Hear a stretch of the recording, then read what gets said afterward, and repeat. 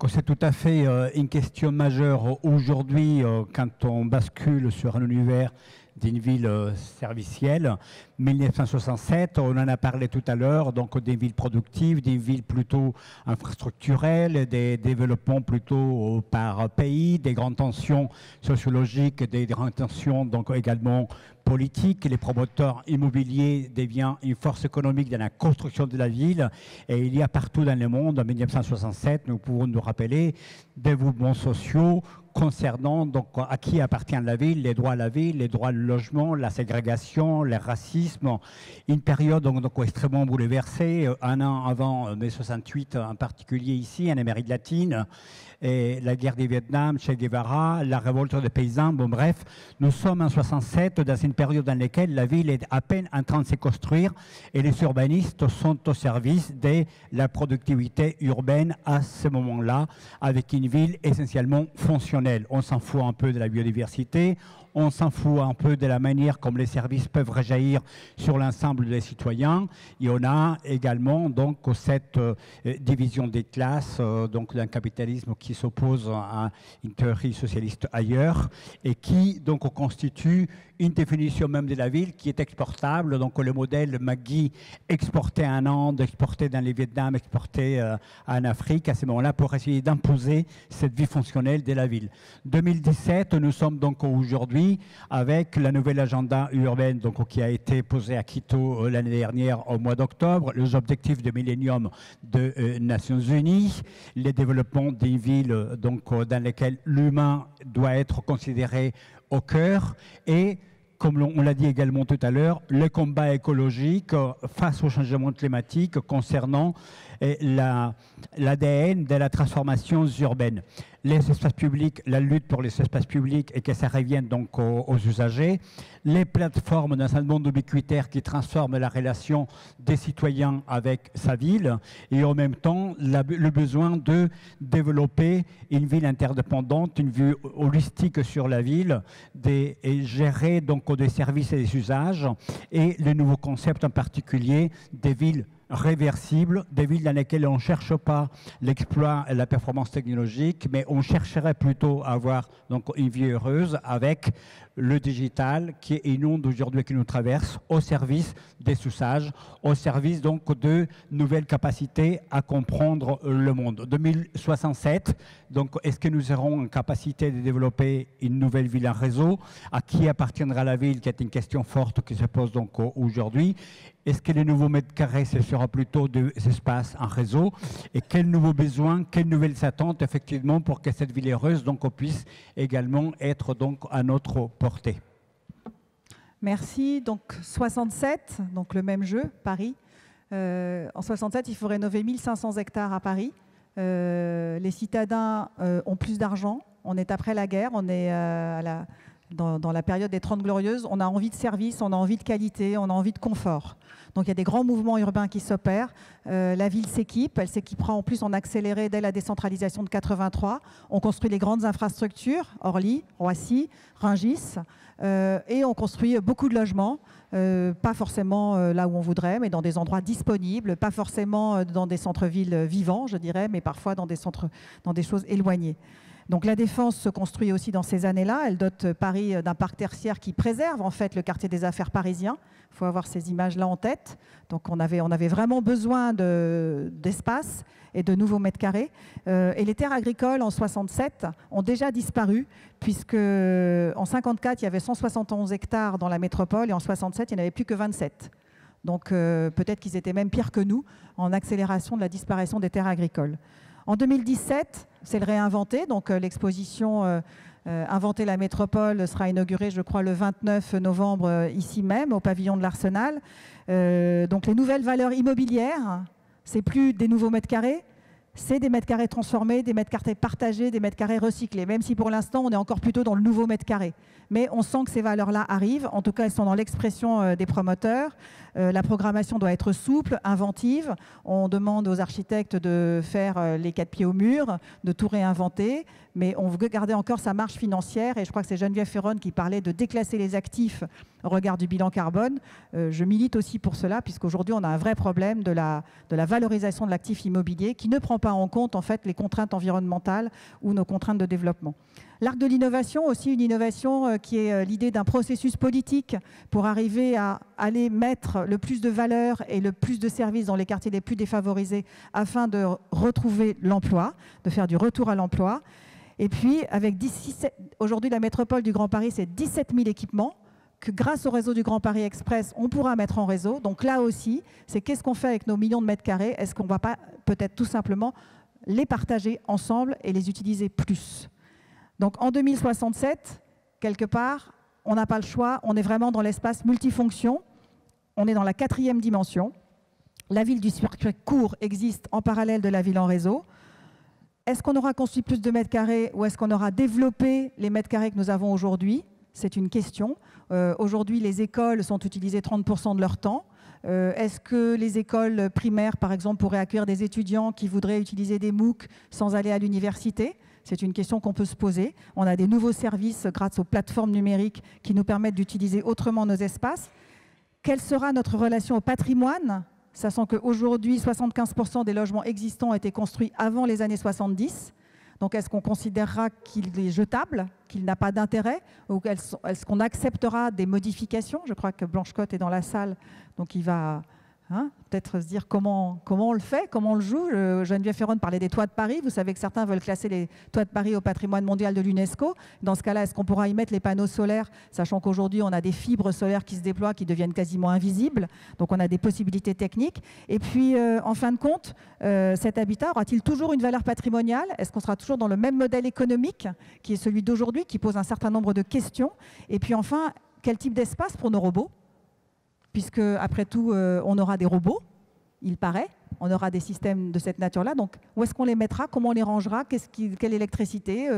Est-ce qu'ils seront comme les Tamagotchi? Est-ce qu'ils nous réveilleront pour manger? Je ne sais pas. Donc, voilà les questions qu'on voulait vous poser. Et donc, j'invite Cynthia Fleury et Nicolas Detry à nous apporter peut-être nous faire des propositions, nous apporter des jolies réponses. Voilà. C'est toi qui commence? Très bien. Donc Nicolas en premier et Cynthia en deuxième. Et vous avez vos 10 minutes chacun. Ouais. Bonjour. Si je m'imagine en 2067, je me dis que je serai peut-être plus très mobile, oui.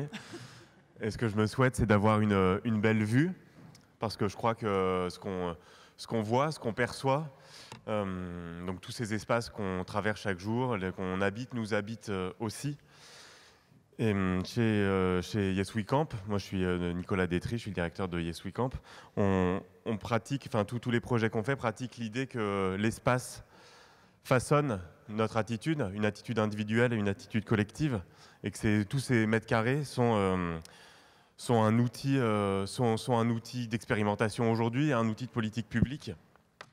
Voilà, là, je parle vraiment je parle je suis pas à un endroit du chercheur, je suis à l'endroit de la légitimité que nous avons acquise avec les différents projets qu'on a réalisés avec Yes We Camp depuis 2012, depuis 2013. À chaque fois, ces projets, ce sont des déploiements dans un espace défini, dans un temps défini, souvent dehors, avec ou sans bâtiment, quelquefois sur l'espace public et souvent sur des espaces privés qu'on ouvre au public. Les mètres carrés disponibles, ce n'est pas seulement les 360 millions bâtis et les futurs, c'est aussi tous ceux qui sont non bâtis. Puisque l'enjeu pour nous, c'est l'indétermination. Et dans les mètres carrés bâtis, on sera souvent déterminé, alors que dans les mètres carrés non bâtis, on a plus de place pour cette indétermination. Souvent, on est qualifié, quand des personnes écrivent sur nous, d'urbanisme transitoire. Alors c'est vrai que oui, nos projets peuvent servir à accompagner un aménageur dans la transformation d'un quartier par le fait de révéler les qualités d'un site, créer une attractivité, susciter une appropriation collective ou préfigurer les usages du futur quartier. Mais tous ces éléments, pour nous, ce sont des externalités de deuxième niveau. À la limite, même si je caricature, je pourrais dire qu'on s'en fiche, parce que ce qui compte vraiment pour nous, c'est le présent, c'est ce qui va se passer dans ces poches de vie qu'on essaye de faire exister. Notre travail, c'est de créer comme une étuve à 37 degrés où les conditions sont favorables à la vie, aux bactéries. Donc c'est créer un biotope avec les conditions qui permettent une réciprocité. Donc en fait, on est déjà dans 2067, je pense. On est déjà dans cette cible de renouveler les relations entre êtres humains à 9 milliards sur une planète et aussi avec les autres animaux. C'est une chorégraphe, une fois que j'avais entendu, elle disait « il ne faut pas dire les animaux, il faut dire les autres animaux ». J'ai bien aimé. Donc voilà, l'espace nous façonne. Nous, on croit aux espaces tiers qui sont ni le domicile, ni le lieu de travail. On croit à tous les autres espaces. C'est plus facile d'y intervenir souvent. Je souhaite à tous les enfants du monde d'avoir un terrain vague près de chez eux quand ils grandissent. Parce que ce qu'on ressent, c'est que tout ce qui s'est passé, que Carlos et Dominique nous décrivent à chaque moment, c'est qu'on a diminué notre cercle d'expansion individuelle par tous les objets que sont la voiture, la télé, l'urbanisme, les supermarchés. Et tout a convergé pour fragmenter les choses, les séparer, alors peut-être les rendre plus efficaces à certains endroits, mais au final, ça resserre la fenêtre d'existence. Et même si elle s'ouvre aujourd'hui de manière assez extraordinaire avec Internet, on se sent tous un peu rabougris. Donc nous, ce qu'on fait avec nos différents projets, puis je vais vous montrer des images tout à l'heure, c'est plus facile, mais j'essaie de vous raconter d'abord, c'est de créer des micro-mondes dans lesquels on fait tomber ces barrières. Donc on a un mot pour ça, on les appelle des espaces autorisants. D'ailleurs, je vais parler des grands voisins. Les grands voisins, au tout début, quand on faisait les dessins, quand on réfléchissait, on avait fait une grande bulle comme ça au-dessus de la ville, on avait marqué de l'espace et du temps. De l'espace et du temps, un peu comme antidote pour combattre ce qui nous apparaît comme des maladies de notre époque, la défiance, l'impuissance, la fragmentation. Donc si on prend le contre-pied de chat à chaque fois, on va travailler l'espace comme antidote à ces maux, donc de travailler l'espace de telle sorte qu'il génère une présomption de confiance, de telle sorte qu'il génère une invitation à s'impliquer, une invitation et une possibilité réelle, et une cohabitation. Ce qu'on va pointer, donc là je vais être en écho à Geneviève, c'est de sortir d'une forme de passivité, avec l'impression qu'aujourd'hui tout le monde est client de tout, avec souvent des choix binaires, j'achète pas, je like pas, je vote, comme si ou je vote pas. Quand on a fait nos premiers projets dans les quartiers nord à Marseille, on a été assez désemparés par cette espèce de sentiment d'incapacité chronique qu'on ressentait chez les personnes qu'on côtoyait. Et donc comment est-ce qu'on va changer ça ? On va essayer, je ne parle pas de valeur travail du coup, mais je parle plutôt d'épanouissement. Donc qu'est-ce que c'est s'épanouir ? Qu'est-ce que c'est pour chacun de vous s'épanouir ? Nous, une définition possible, c'est de se dire qu'on est à la fois suffisamment dans son monde, parce qu'on doit être en confiance, et suffisamment aussi à l'interface d'autres mondes. Et c'est à cet endroit-là qu'on va trouver le goût de l'autre, la curiosité, des émotions liées à l'apprentissage. Voilà, donc on va utiliser les mètres carrés disponibles, souvent dans des parenthèses foncières où on va oublier qu'il faut qu'ils soient rentabilisés, on va seulement les voir comme une possibilité. Et l'autre enjeu, c'est le temps. Comment est-ce qu'aujourd'hui, alors soit on travaille et on est payé, ou alors on se repose et puis on s'occupe aussi de nos enfants, de nos parents. Et si on veut travailler le bénévolat, le travail non rémunéré, c'est interdit, ou alors ça s'appelle bénévolat, mais c'est très contraint, il n'y a pas le droit d'avoir des rétributions, il n'y a pas le droit d'avoir de subordination. Et des systèmes comme la Louve, le supermarché collaboratif, où on travaille 3 heures de son temps pour avoir des prix moins chers, c'est presque illégal. Donc là aussi, on a sûrement été trop loin dans la séparation des choses. Et les systèmes de réciprocité naturelle, de donner sans dû, sans forcément, mais parce que c'est système et parce que derrière, on en profite aussi, c'est important. Allez, je vous montre des photos. Alors, ça marche. Il y avait un nom de code, c'était montrer les photos. Je vous montre des photos des grands voisins. Bon, peut-être laisser.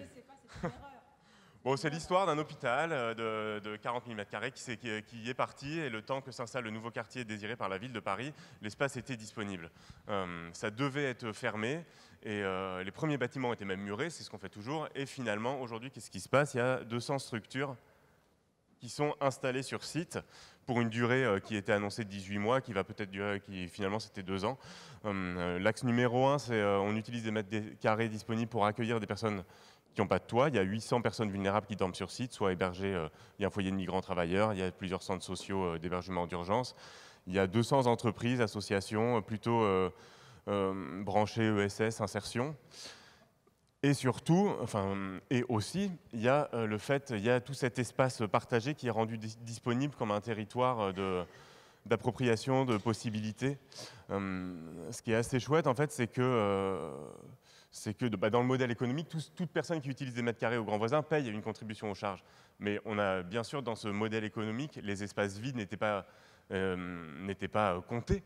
Donc c'est de l'espace disponible, vraiment gratuit, même dans notre modèle d'occupation temporaire.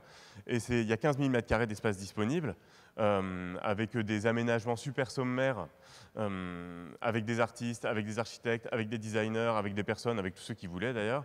On a transformé ces 15 000 mètres carrés de voiries, de plots, de trottoirs, en une sorte de parc public qui parle aux personnes. Budget 150 000 €, 10 € du mètre carré. C'est pas un budget raisonnable. Hein. Bon, il faudra en parler de l'argent aussi peut-être, mais voilà, donc c'est un espace où quotidiennement il y a des centaines de personnes qui s'y croisent. On a enlevé la voiture, on peut s'y sentir bien. Le travail sur le mobilier, le festif, le culturel, ça se passe aussi à l'intérieur, dans les espaces qu'on gère, les cafés, les boutiques. On peut venir, comme chez McDonald's, être soi-même.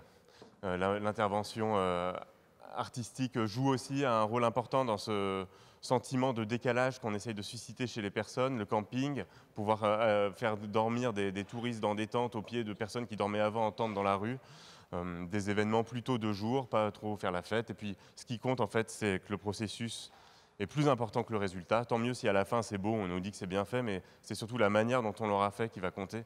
C'est vrai pour les constructions, la fabrication des affiches de communication, la cuisine. De venir s'improviser cireur de chaussures, faire des événements en commun. J'aime bien ça aussi, c'était un Malien hébergé qui du coup nous a dit bah, tiens, on pourrait faire des ateliers métal.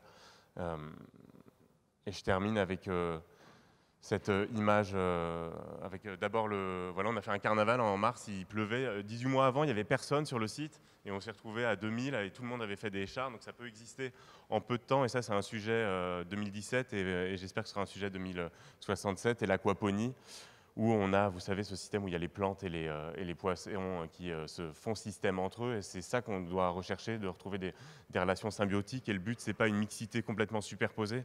Les plantes et les poissons ou les SDF et les hipsters au Grand Voisin, ils n'ont pas forcément besoin de se connaître et de se dire bonjour ou merci, mais ils ont besoin de savoir qu'ils ont besoin de l'autre. Donc c'est vraiment dans une forme de reconnaissance de la réciprocité et de l'altérité.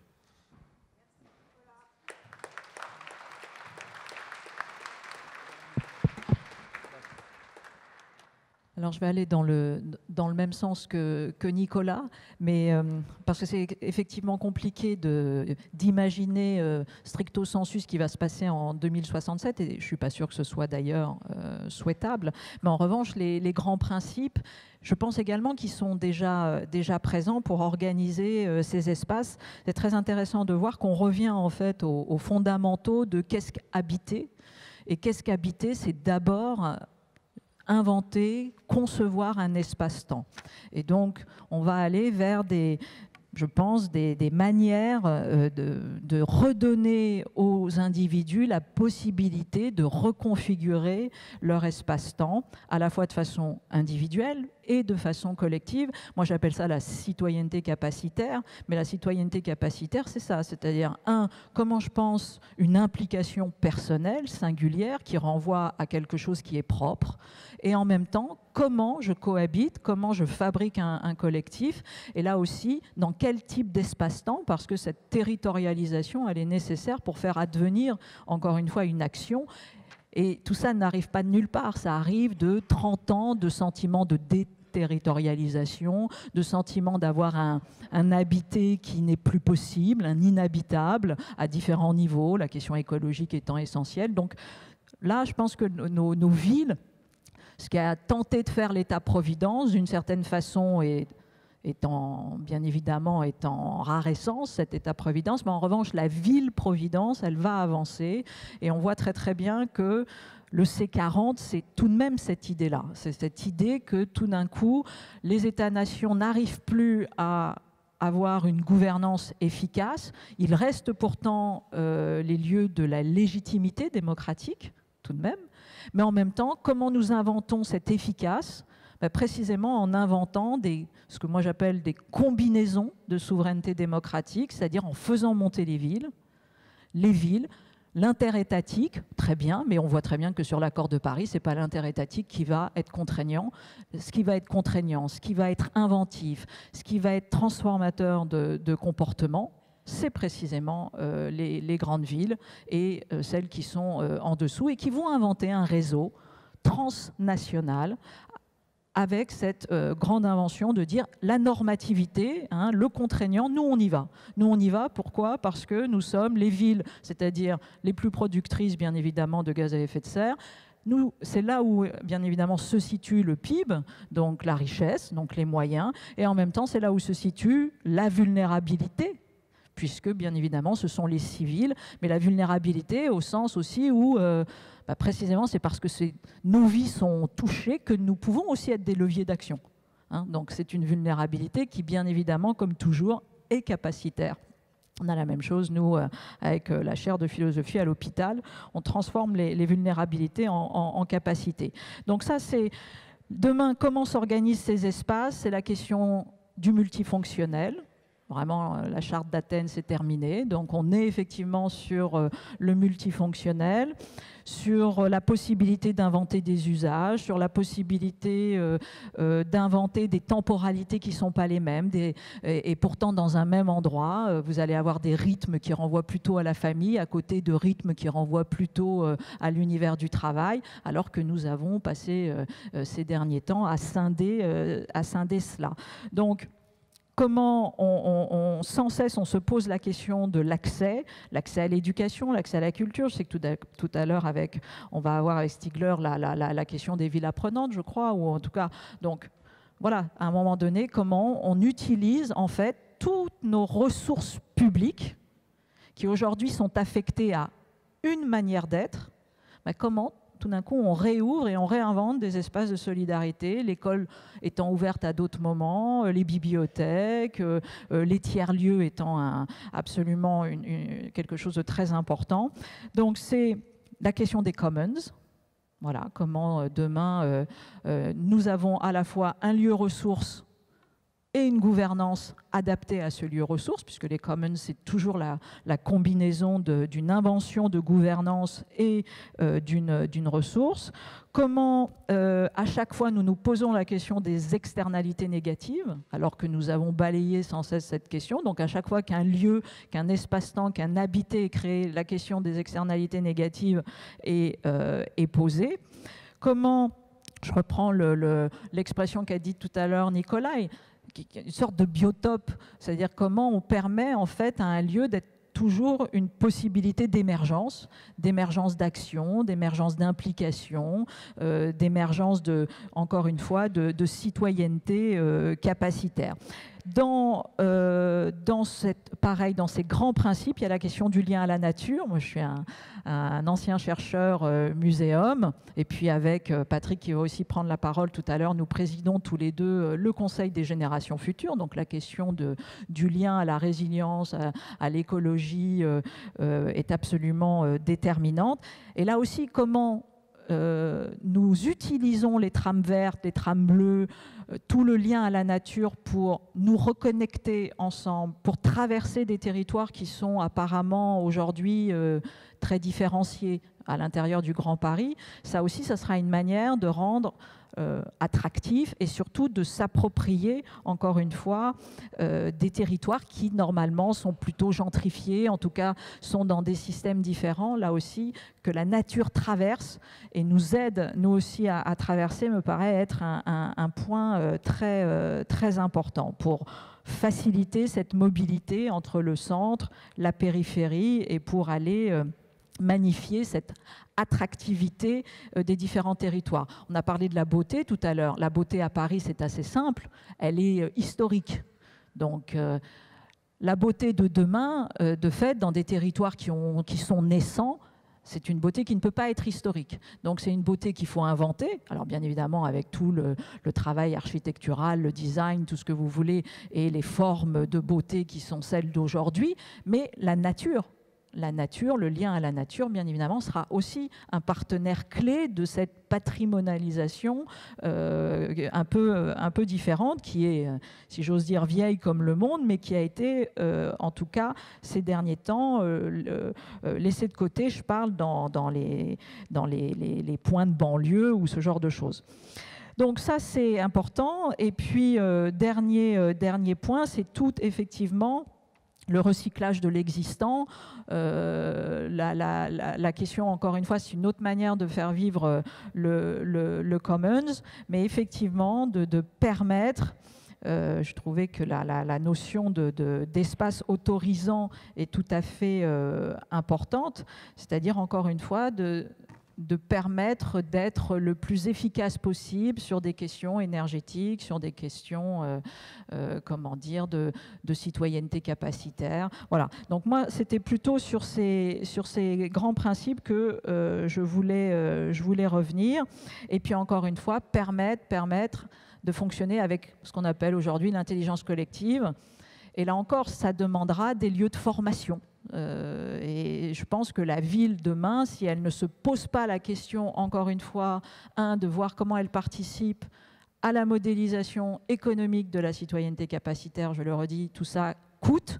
Tout à l'heure, tu as dit la question du budget, j'aimerais l'évoquer, mais la question du budget, ça s'appelle la matérialité de la citoyenneté capacitaire. Donc oui, il faut le penser. Ça s'appelle un revenu universel, ça s'appelle des banques de temps, ça s'appelle des temps citoyens qui sont portés par l'administration, les entreprises, que sais-je. Mais en tout cas, à un moment donné, quand tout ce petit monde-là travaille à fabriquer de l'espace-temps, de fait, qui s'occupe de sa survie ?